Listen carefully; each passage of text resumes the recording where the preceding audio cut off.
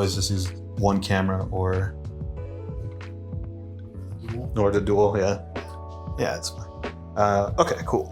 Yeah, and this one, like, I feel like I try to make it loose during the podcast itself, but I feel from the times I've done these, the B-roll seems to be even more organic because I don't know, people just feel like there's less pressure, even though it's like the same thing. So okay. I don't know what it is. Yeah. So let me see. What was one that I really wanted to ask you? Mm-hmm. Okay. This one I've never asked, but I figured like it was a good one to ask. Yeah.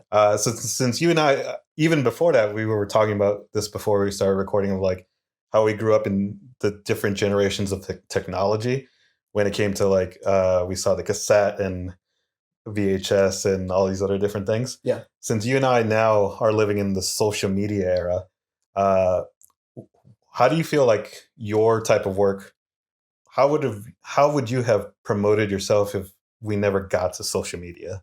Like if that aspect never existed, like how would you kind of promote yourself and also just do the work that you're doing now? I probably would have just kept it on Flickr. Oh, okay. Because I feel like Flickr is, I mean, it's not really considered social media. It's just throwing photos on there. Yeah, you just like kind of put it out there. Yeah. Because when I first started, there was no Instagram. First started shooting Polaroids, there was no Instagram. Yeah. So I didn't get an Instagram account until like 2012, 2013. Mm-hmm. And I've had it since. But before that, like I didn't know where to dump my photos. Yeah. So I would just put it on Flickr and then I would like see other people's work. And then it was like, oh, okay, so I could shoot that. Or I could like have it look like that. But it just depends on like the lighting in the film. Yeah. Or the camera. But yeah, I probably would have just stuck on Flickr. Yeah. I mean, I'm still on Flickr. Like I like to go on there and see what people are shooting, like Polaroid wise. Because on Flickr, there's this thing called Polaroid Week. Oh, and it was started there, yeah. So Polaroid Week is like a solid week where you just got to shoot Polaroids, like one Polaroid a day. Yeah. Or if you have like work that you haven't shown online, like you could show that for the week. Yeah. So it started on Flickr and now it's on Instagram. Yeah. Oh, okay. Yeah. So like they have Polaroid Week in spring and then winter. So it's like, yeah, I would have just stayed on Flickr, Yeah. Oh, cool. Yeah, that's what I was thinking of too, because a lot of people kind of seem like if it wasn't for social media, I wouldn't know like what their presence would be at that point. But that's true. But it seems like like with the medium that you have with photography, it seems like that was already something that was kind of established and like it could have like just grown from that platform itself. Mm-hmm. Yeah, that's interesting. Yeah. Let me see. Has there been a project that you've worked on where, say, if it's like something that you were used to, like you knew how to like prepare for it, but all of a sudden like the project ended up taking longer than you expected, or it felt like you got challenged more than you thought you were going to get challenged? I feel like it's like that with a lot of the stuff that I shoot for Content Magazine. Oh, okay. Because I have done some work for content like over the years where like Daniel will reach out and he'll be like, yeah, can you shoot this musician or can you shoot this? Yeah.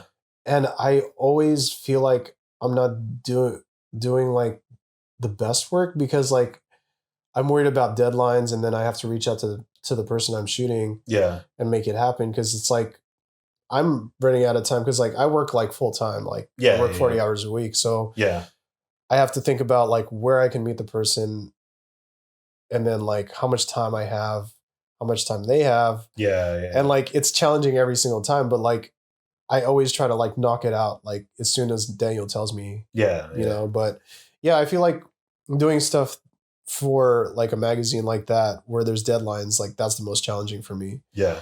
Cause it's like I got to think of like another place to shoot or right. You know, like because I can't keep like having people meet up at the same place over and over. You know, like You got to freshen it up. Because like the last time I did stuff for them, it was at the Rose Garden. Oh, and that worked out. So yeah. I can see that being hectic because even me just trying to plan things with just one other friend, even if they're a close friend, I find it even harder as an adult because you factor in like family, work, all these other things. Exactly. That it's so hard to like coordinate a time with people at that point. Even like Bay Area traffic too. Oh, that yeah. So you not even adding that into it. It's another factor. Yeah. Because it's like, oh, okay, after work, I got to meet them here, but it's going to take me 30 minutes yeah. because of traffic. Yeah. So, yeah. Exactly. Mm-hmm.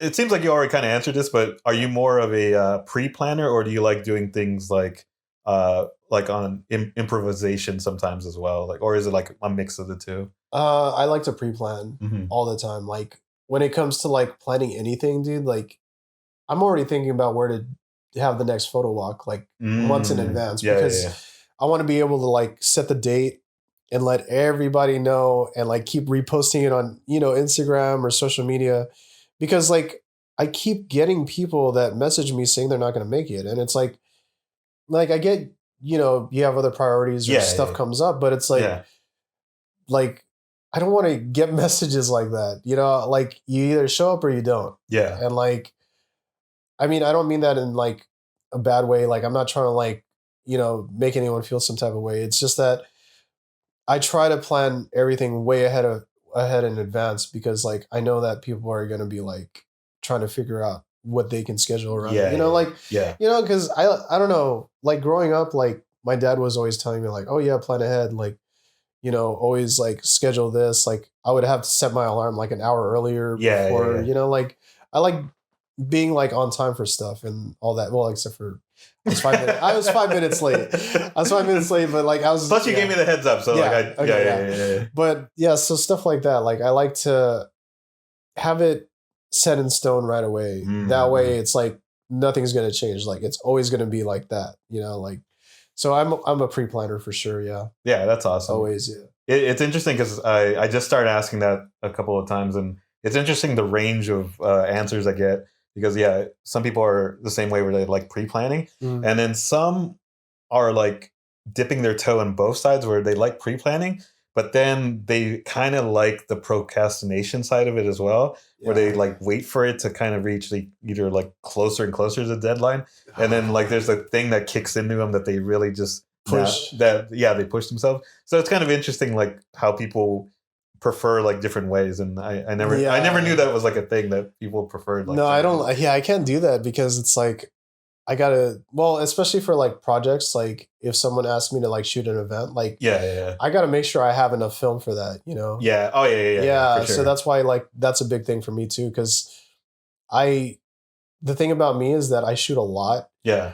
So it's like sometimes I don't have film at all. Yeah. So I'll be using like old stock of something that I had stashed in the fridge.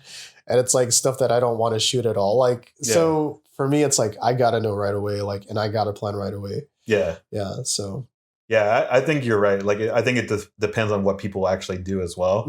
My friend who's a battle rapper, he's the same thing where he likes planning it way in advance just so he has enough time to like practice it and just like understand the flow.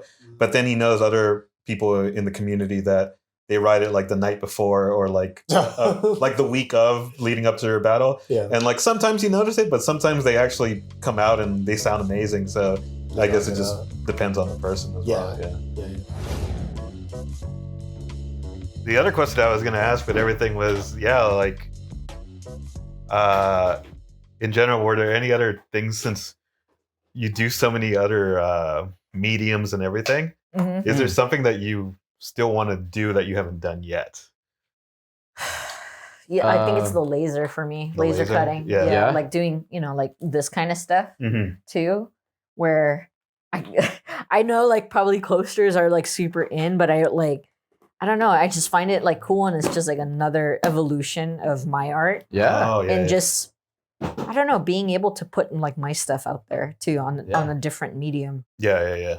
The 3D part also, like with the 3D printing, would be cool because there's just like things that, I do with my coworkers now that I'm like, oh man, that would be so cool if I could make that. And you're like, you totally can. You totally can make that, So stuff, it's just like stuff like that I wish I just had. I wish I had money. All the money, and then I'd buy a Glowforge. I'd buy. It's always either money or time, and I think that's always the biggest two limitations when you're trying to learn something new or teach yourself something new. At that point. Yeah. I think that would be That's the biggest thing for me. I think for me, and I'm gonna go wild on this, is the fact that I want us to go outside the Bay. Mm. I Yeah, want us get to out. go like statewide, Yeah. First, and then go international. Yeah. Mhm. Yeah. Like take what we got going on right now, build up even more, Yeah. but start to look out to conventions Yeah. that are like out, Mhm. and about in the US, and then start to like travel internationally. Yeah. And just say that we were able to vendor here, that it didn't have to be Yeah. anything like spectacular or like super, fancy or anything, Yeah. but it's just getting out there to see how the world reacts to different ways or conventions and culture and all that, Because I think I'm guilty of that too, where I only know probably American, like popular American conventions, like at a large scope, Mhm. but I have no clue when it comes to like international festivals of like yeah. how they're Mhm. how they treat like the art space when it comes to either pop-ups or these massive like expo shows. Like Yeah. I have no clue how they work outside of the US. Yeah, Yeah. man. Yeah. Yeah, I love to network with people, Uh-huh. especially people who are just as driven as I am, Mhm. as we are as artists. I love working with them because they're passionate and we understand that passion. Yeah. Mhm. So I want to be able to go out there and network with, hey, I get to meet people from, I don't know, London, Italy, France, or whatever, and hey, Dan, like you and I just want to come over. We got this festival coming up. You guys want to do a sticker or some like laser designs or whatever, Mhm. and do them Yeah. just for that like festival and pass them out. Here's a budget. Let's do this or that, Yeah. Mhm. like that's kind of been a dream of mine, Mhm. and Yeah. and going in terms of that, Yeah. since you picked that up, I'm part of the Worldwide Collective. Oh, nice. And so it's a business it's not even a business, it's a collective of individuals, of independent business owners, motivational speakers, Mhm. entrepreneurs, Oh, okay. people who are really wanting to drive and help others out there Yeah. be even more. Yeah, Mhm. yeah, yeah. And we have an event coming up in June, the first weekend of June. Mhm. And Kat, she was able to have a venue space. Oh, And nice. this is the first time that she's actually got the venue space to host and hold this for the collective, Mhm. and do something that's going to be impactful for the community, Yeah. and what I mean by community is other artists who never had the opportunity to go out there Yeah. and do more, be more, Yeah. So right here, I'm glad that you picked that up because that's a reminder that like we got an event coming up. What I just explained about is exactly what I want to do. Yeah. Worldwide Collective. Yeah. That's Dan's shout out. Yeah. There you go. But yeah, and let people know that there are other individuals, there are groups out there, there are collectives like us that want to push to get people out there as well, to Yeah. fulfill their dreams, to give them opportunities, to let them see, what more there is outside of their own limitations. Yeah. Mhm. Yeah. So yeah. It's interesting because when you were talking about not only working together, I was talking to my other friend who was on the podcast, and she had mentioned that it took her a while to find her creative buddy. Mhm. And when she was kind of just doing stuff on her own, I think that was the part where it was harder for her to Mhm. stay motivated or even have a focus. Mhm. And until she found her friend that was her creative buddy, that's where like everything kind of fit, Yeah. where she was able to finally have a focus with her art. The two of them were able to explore different avenues as well, where they also went into podcasting and just Yeah. doing all these other different things.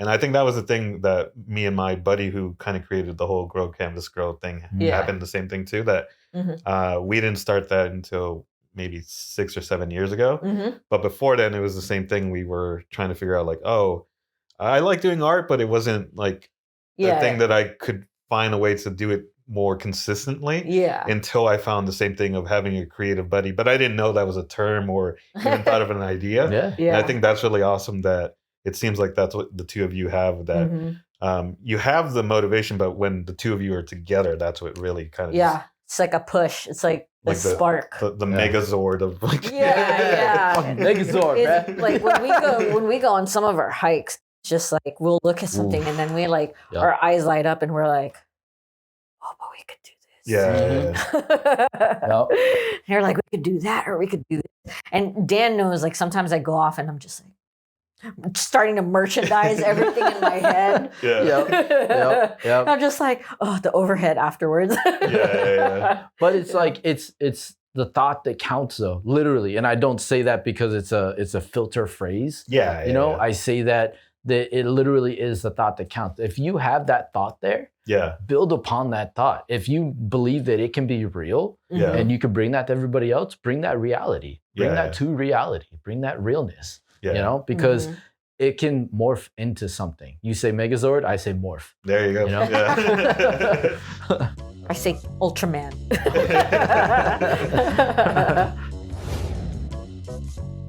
Yeah, it's tough because like it would depend on like my mood. It depends on like there's all these different factors and the fact that I just like I don't know if I listen to music the same way as I used to, where I like listen to full albums. You know, like back in the day, we used to listen to full albums. Like people probably still do that, and I do that sort of like with new stuff. Like I definitely listen to full albums, but like old stuff, I kind of pick through it now. Like I listen to specific songs.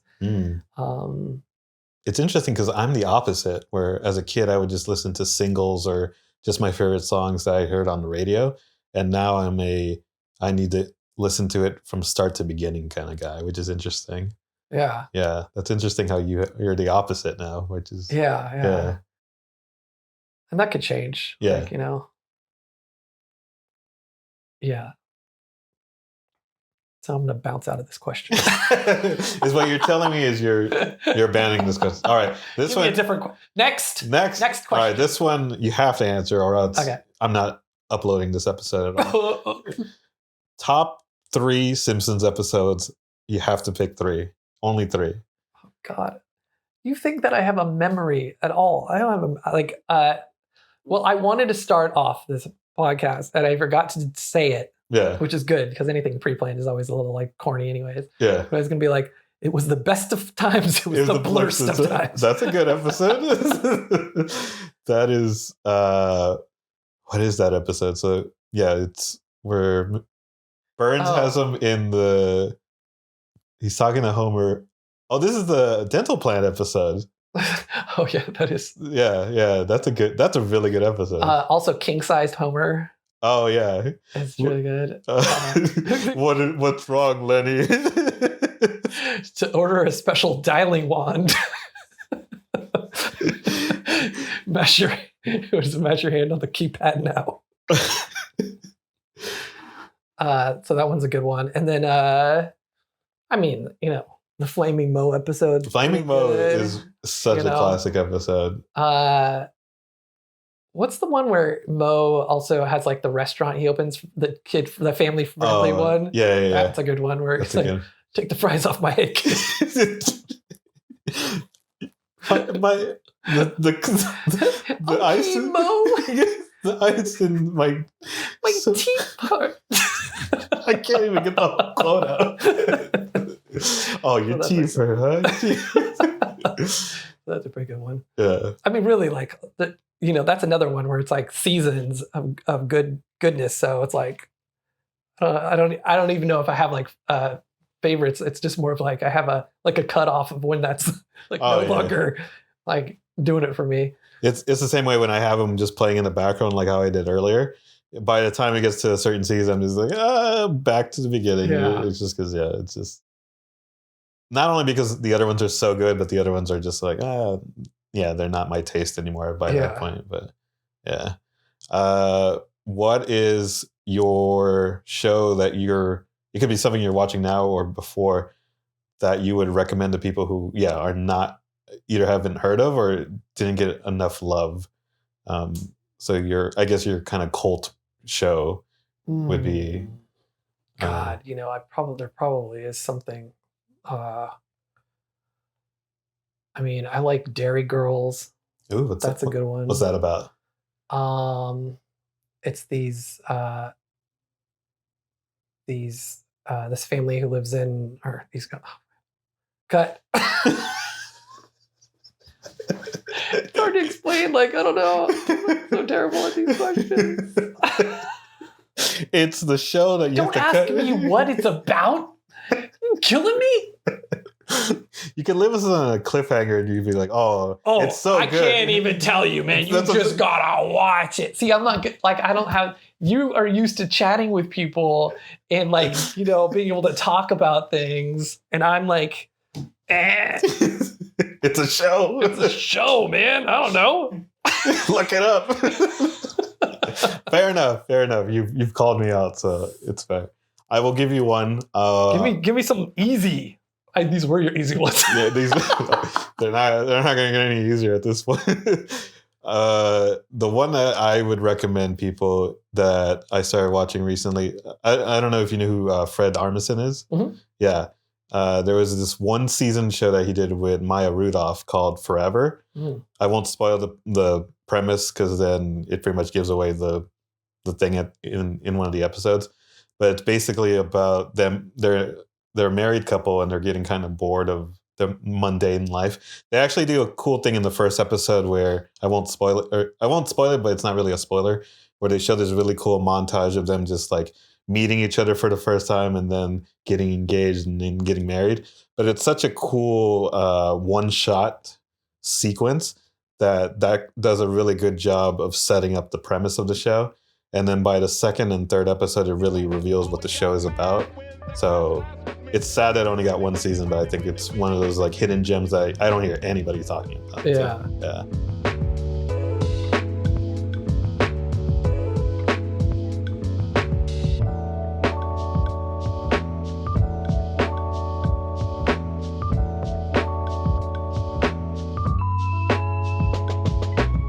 Hello. We hope you're enjoying the conversation so far.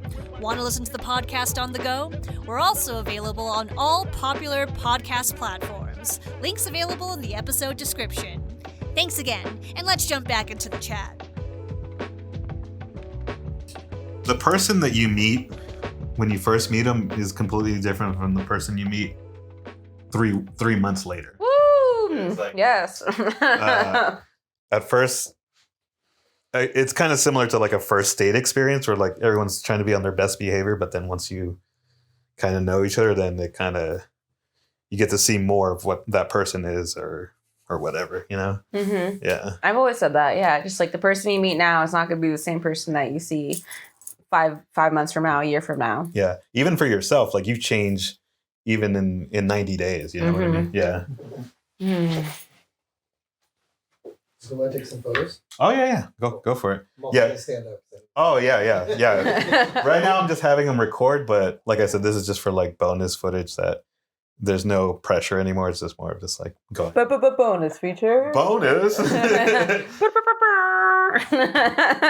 It's weird how you were saying all that with the Instagram. That's literally where it's been with the podcast. Mm-hmm. It's just thankfully people are patient that they know that this is going to take a while for me to finally put out the first episode. Mm-hmm. But even then, like it's exciting to know that people just reach out to me randomly and they're like, "Oh, what are you guys doing? Is it just audio? Is it video?" I'm like, "It's audio now, and hopefully in the next couple of weeks or months or whatever, it's going to be video." But Mm-hmm. it just kind of takes time to get there. But it's still cool to just see people who are like, "Oh yeah, how do you sign up?" Blah blah blah. And I would imagine it's the same thing for you when people just find you on Instagram, whether with Sketchboard or anything. But they're Mhm. just like, "Oh, that's cool. How do I get involved? Or does this happen weekly or monthly or whatever at that?" Yeah, I try to have like a template now. I'm sure you have a template too. Yeah. And like, Yeah. and then people will be like, "Oh, you didn't ask me this." Like, "Oh, you like forgot this." You're like, okay, like I got to get that next time. Like, "Oh, yeah. Like, Yeah. got to get that, like the handles, especially, you know, Yeah.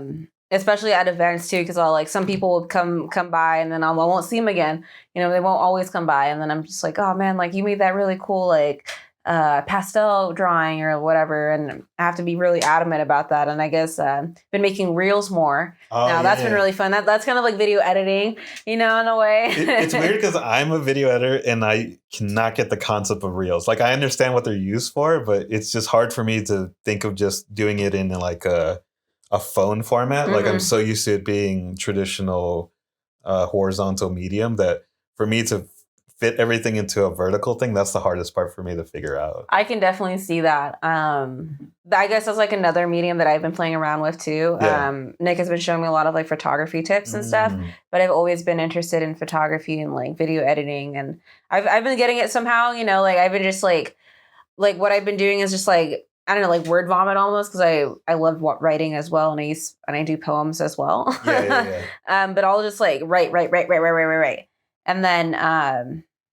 just sculpt it after. I guess like drawing too, in a way, where I just like I just do it, and then I come in and I just like sculpt stuff after, and I'm like, I don't want this, like just take all of this out, and then like look at it in a different light and just see like the before and after. I'll take a lot of before and after pictures too with my own work. And see like the evolution of that as well. Because I've learned that that's also priceless to have. And you're like, oh, okay, like this is where I could have like changed. Or like, oh, like I shouldn't have added that blue too early. Yeah. I saw that you also, I forgot to ask you this thing too, where I saw that you also did digital stuff. Like what has been your preference so far? Is still just traditional medium, or have you kind of enjoyed the digital part of it as well? I enjoy both of it. I definitely like stick to just like sketches, like just first and foremost, and then if I like it enough, like I'll go into like a digital format, which is like most of my stuff now.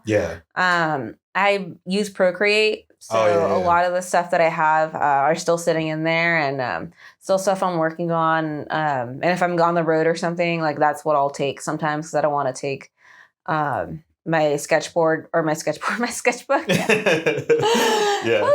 That would be a lot to bring with you. It's too much. Y'all stay back now. I'll call you. Because I've lost a sketchbook, like a huge, like a 11 by 14 sketchbook. I don't know how, like at an airport, like a couple years ago, and I was so distraught about it. I was like, well, I won't lose an iPad, because that's for sure.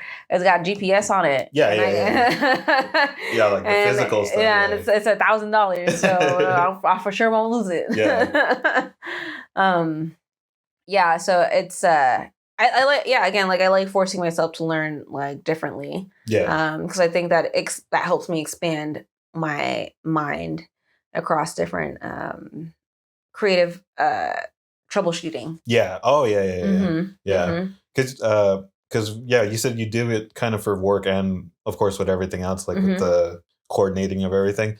Like I'm pretty sure you're using a lot of the same stuff, but I would imagine that everything that you do for sketchboard or your own personal projects, when you do plan everything out, it's more out of passion at that point, right? Like it doesn't feel like an errand or like a chore. I mean, it probably does, but more where, since you're passionate about doing those things, they're more that you just do them because it's like you want to do them and need to do them at that point. Because it's the same way for me, just setting up everything. Like I know what it takes, but it doesn't feel like an errand anymore. It's just like, okay, I need to make sure the audio is okay or the video is okay. And like I want to do it because I want to make the best version of what I'm doing now, kind of a thing. So I would imagine it's similar. No, it is. And I've been thinking about that a lot. Like, how can I be better at like future events? Like, what can I provide? What can I do? Can I like bring wine? Can I bring food? Like, you know, that's extra steps. And luckily, people have been offering like, like, oh, like I know like bar part-time here in the city, like we'll give you free wine, or like I know somebody that is like connected to somebody that can give you some stuff. And I'm like, yeah, great. Like, let's do that. Like, I want to make it like, everybody can join in. All right. Rapid fire. They're only going to get harder as I brainstorm these. If you can only keep one Strokes album, which album would it be? Is This It? If you can only keep one This Is It song, what is it?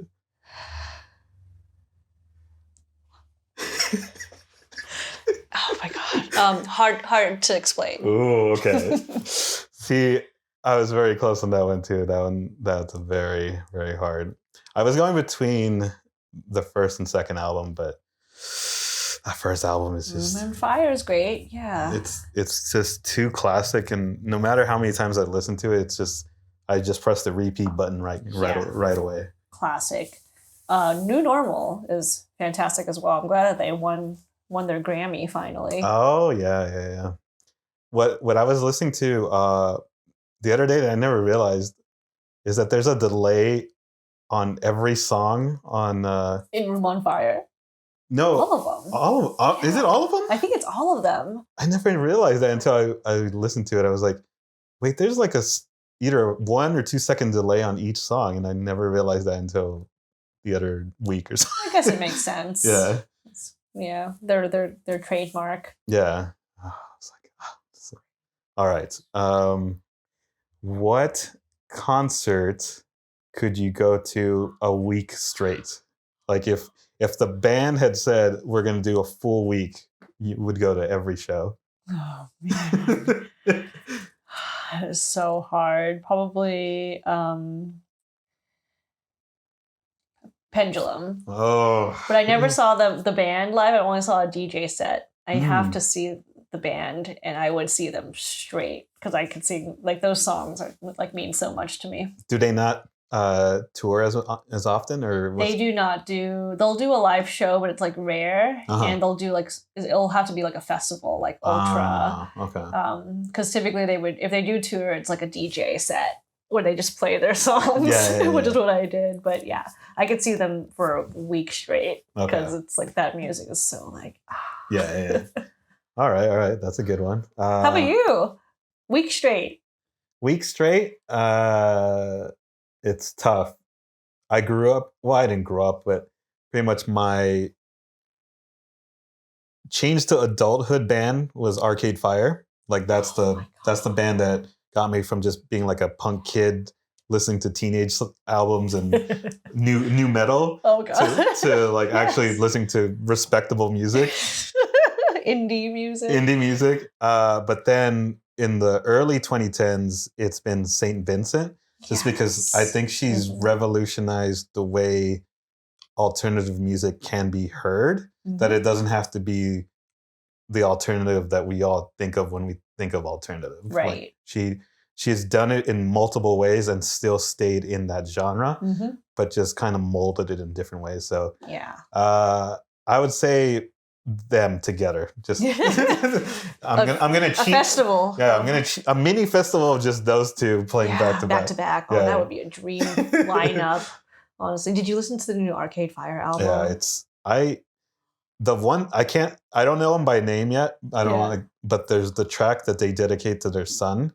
Yeah. Look out, kid. Just your soul. You don't have to rock and roll. If you just sing and look at the lyrics, you're gonna burst into tears because it's just some people walk the walk without the roll. Like they said it's okay not to be perfect, and then he says it again. He's like, "Let me say it again. It's okay not to be perfect." I was like, "Oh, it's just oops, can I curse?" It just gut wrenches you. Like you're just like. Everything about that album. I watched do you know Middle 8? He's a YouTuber. Yeah. Oh yeah, Did I show it to you? Yeah, you showed me the Queens of Stone Age one. Well, he did it for that album, and he analyzed it pretty well. It's just like the first half is like anxiety and confusion. You don't know where the world is going. It's falling apart, and then the second part is just like, hey, we're through the rabbit hole. We're in Sagittarius A. There's nothing here. Yeah. Let's just live it up and be happy where we are. Yeah. Arcade Fire. I'm telling you, it's one of those. Okay. Top 5 movies, but they can't be A-list movies. Okay, like indie. Or I guess what I'm A-list? saying, it can't be the same. It can't be the same like Gone with the Wind and stuff like that. It's got to be movies that are either like a guilty pleasure or like indie or something that you really resonate with. That like it's not the norm, I guess. Scott Pilgrim. Oh, Scott okay. Yeah, easily Scott Pilgrim. I've seen it so many times. Yeah. Kill Bill. Let's see the action movie. No, that's fine. It's never going to win. At least I don't think it won an Academy. So, right. Yeah. Kill Bill. I've seen many times as a kid. Ooh, not good for you. 5. We're going for 5. Moulin Rouge. Moulin Rouge. That's an interesting one. I've seen that many times as a kid. Wow. Star Wars Episode 1. All right, that's going to be my spin-off question from this. So, yes, okay. Star Wars Episode 1. Wow, maybe my action fantasy is here. I'm trying to think of something dramatic that I really like. That's, see, E24, it turns on. Ex Machina. Ooh, okay. That's one I don't think I've heard too much. Like, what is it about that one that kind of sticks with you? I think just just AI and robots were at the precipice of that. Yeah. In this day and age, and like, what does sentience mean? And just like manipulating others with sentience, AI-ness. It's very fascinating. I also love that dance scene with Oscar Isaac. I'm ready to tear up the fucking dance floor. Like, that was my favorite quote. So yeah, I mean, it's just it's haunting. Okay. I think after I saw that movie, I left going, ooh, this is I haven't seen it, so I think I have to check this one out. Oh, you've never seen Ex Machina? Yeah, that's going to be, A24. I think it's the first A24 movie I saw. Okay. Interesting. All right. And the last question, based on your response to Star Wars Episode 1. Oh, God. It's not really a question. I guess it's more of a discussion that it just came to me. What is it about the prequels do you think that you and I enjoy so much, but from the popular opinion, it's not really up there on the echelons of Star Wars? Like, what do you think? My dad's generation, you mean? Yeah. Like, no, he loves the prequels too. Oh, okay. So, yeah, like, what is it about that? Do you think that it gets such a polarizing view, but for you and I, like, we actually really enjoy those movies? What do you think it is? I really think it's because George Lucas, he made even his original ones, it was all intended for kids, to make kids happy. Yeah. Jar Jar cracked me up as a kid. All of those fun, like, kid characters. I think that's what people don't get. An older generation doesn't get. Like, it's actually meant to be for the kids. That was me. Yeah. And I just love the fact that the prequels, there's a beginning and an end. Like a true arc there. Like, when episode 3 ends, you're like, there you go.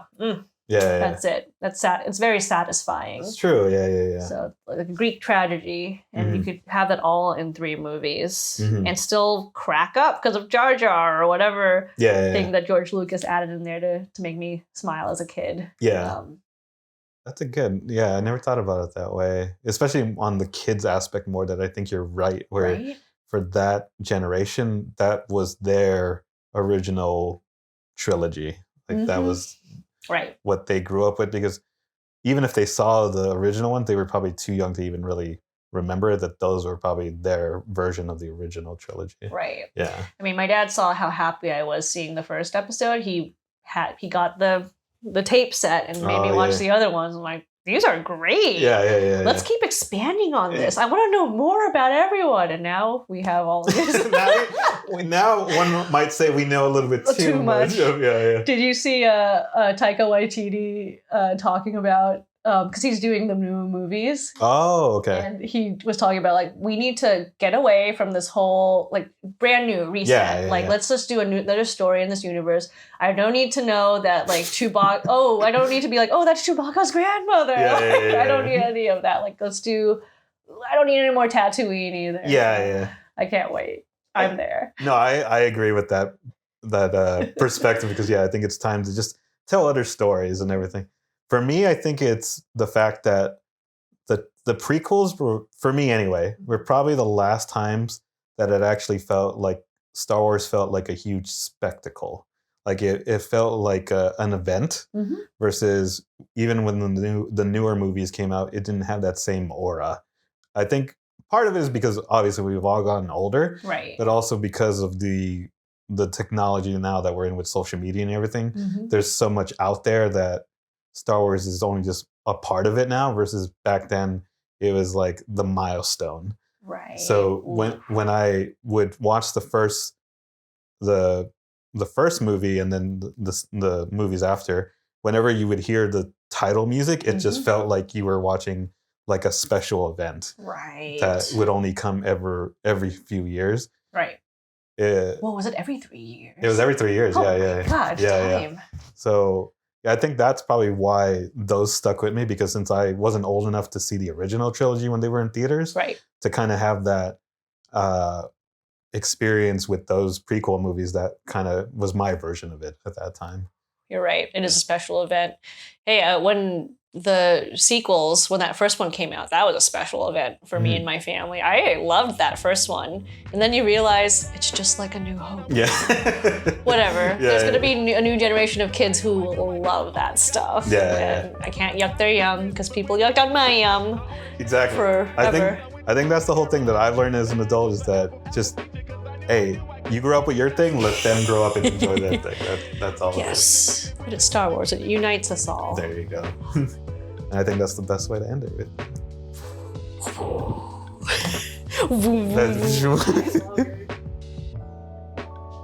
If you enjoyed the fun chat, don't forget to subscribe. Audio versions of the podcast are also available on all popular podcast platforms.